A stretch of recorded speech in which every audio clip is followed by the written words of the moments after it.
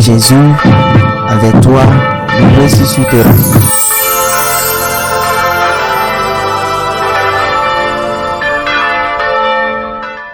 En ce temps-là, les yeux levés au ciel, Jésus priait ainsi.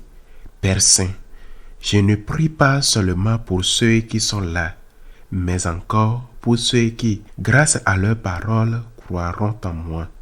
Que tout soit un comme toi, Père, tu es en moi et moi en toi.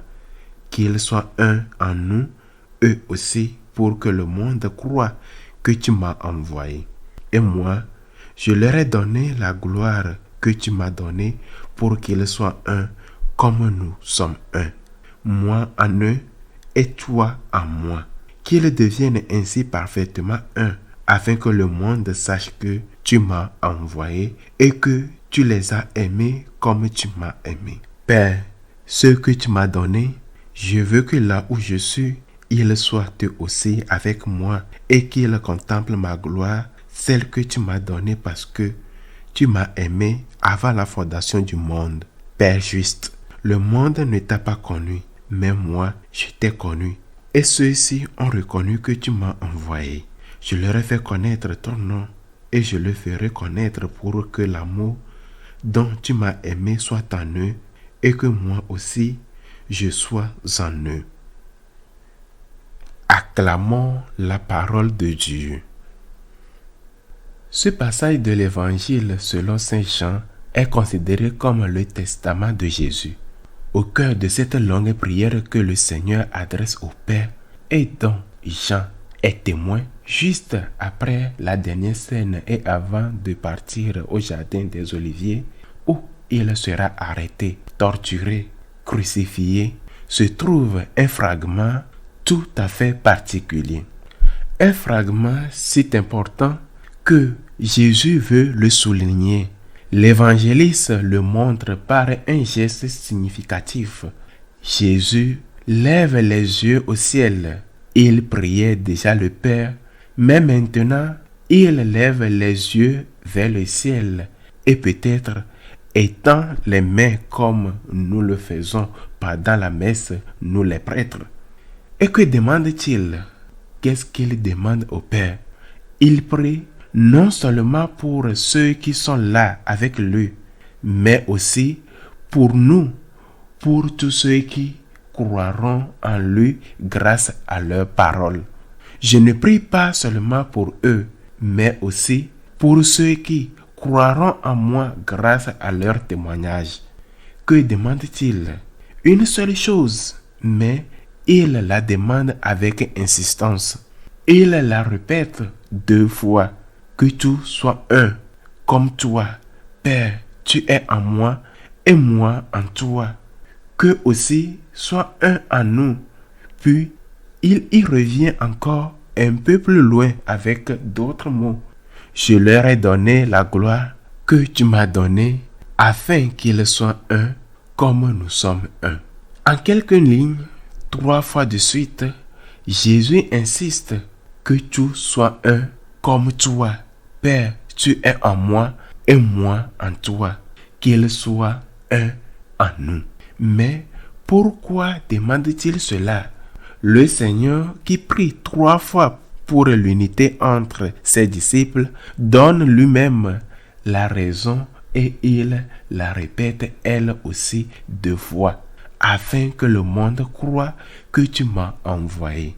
Et encore, moi en eux, et toi en moi, afin qu'ils soient parfaitement un, et que le monde sache que tu m'as envoyé.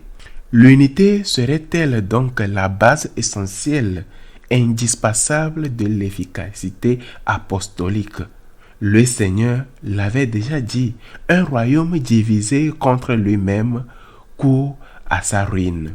Un royaume divisé ne peut subsister.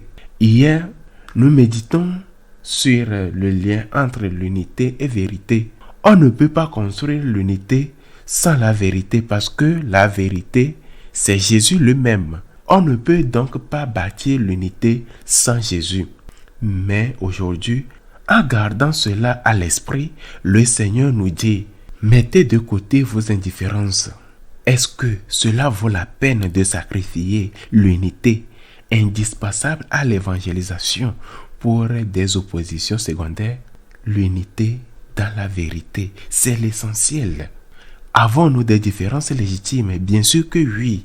Et elles peuvent même être enrichissantes, mais pas au prix de l'essentiel qui est la vérité. Cette vérité que Jésus ne peut être sacrifié au nom d'une prétendue unité, mais cette unité fondée sur la vérité est la source même de la fécondité apostolique. Quand on voit les résultats de tant d'années d'application, souvent erronée, du Concile Vatican II, quand on voit les situations douloureuses, par exemple, le monastère de la Trappe, d'où est née la réforme cistercienne des Trappistes, est aujourd'hui presque abandonné. Le monastère des Carmélistes des Chaussées de Compiègne, en France, d'où toute une communauté fut amenée à la guillotine pendant la Révolution française. Les martyrs de cette communauté aujourd'hui canonisés et magnifiquement évoqués par Bernano dans Dialogue des Carmélistes, affirmé parce qu'il n'y a plus de religieuses. Les jésuites ont quitté le château de Javier, lieu de naissance de Saint François Javier. La communauté qui y avait est partie complètement. Aujourd'hui, ce n'est plus désormais qu'un site touristique. Ne voyons-nous donc pas la réalité? La réalité n'existe-t-elle plus? Comment pouvons-nous être à ce point aveugles devant ce qui se passe? On a souvent construit une fausse unité, une unité fondée sur la peur, la répression, les menaces, la marginalisation ou la calomnie, mais non sur le Christ. Et cette unité-là n'a pas porté de fruits, parce que la fondation n'était pas Jésus. Si nous ne revenons pas tous au Christ dans ce qui est essentiel, avec des différences légitimes certes, mais unis sur l'essentiel, nous ne pouvons pas évangéliser. Car c'est un scandale d'être dans une paroisse où l'on entend une chose dans l'homélie, puis d'aller dans la paroisse voisine où l'on entend exactement le contraire. C'est un scandale lorsqu'un prêtre vous dit que dans votre situation, vous ne pouvez pas communier tandis qu'un autre vous dit « Mais si tu peux communier, ce n'est pas grave. Dieu est bon. Nous pouvons faire ou vous pouvez faire ce que vous voulez. » Comment évangéliser ainsi? L'évangélisation ne peut pas évoluer dans cette situation. Comment évangéliser quand l'Église permet officiellement la communion dans la bouche, mais que dans certaines églises, on refuse de donner la communion autrement que dans la main? Non, pas pour des raisons sanitaires comme en période d'épidémie, mais simplement parce qu'un prêtre ou un évêque a décidé, contre les règles de l'Église, que personne ne communierait dans la bouche. Comment évangéliser ainsi? L'évangélisation ne peut pas fonctionner dans cette situation. Comment évangéliser lorsque, dans une église, la liturgie est célébrée fidèlement selon le rite, tandis que dans une autre paroisse, on fait exactement le contraire? Le culte n'est pas la manière dont nous voulons plaire à Dieu, ni celle qu'une communauté invente pour lui plaire. Le culte est la manière dont Dieu veut être honoré. Alors, comment est-il possible que dans une paroisse ou une communauté, on célèbre selon les normes liturgiques tandis qu'ailleurs, on fasse que l'inverse? Allons-nous vraiment évangéliser de cette manière? Quel témoignage donnons-nous? Ces paroles du Seigneur sont solennelles. C'est son testament. Ce sont presque ses dernières paroles. Il demande au Père à voix haute afin que nous l'attendions, qu'il soit un comme toi et moi, nous sommes un dans la vérité. afin que le monde croie que tu m'as envoyé. La cause profonde de l'immense crise de l'Église, c'est le manque d'unité, une unité fondée sur la vérité.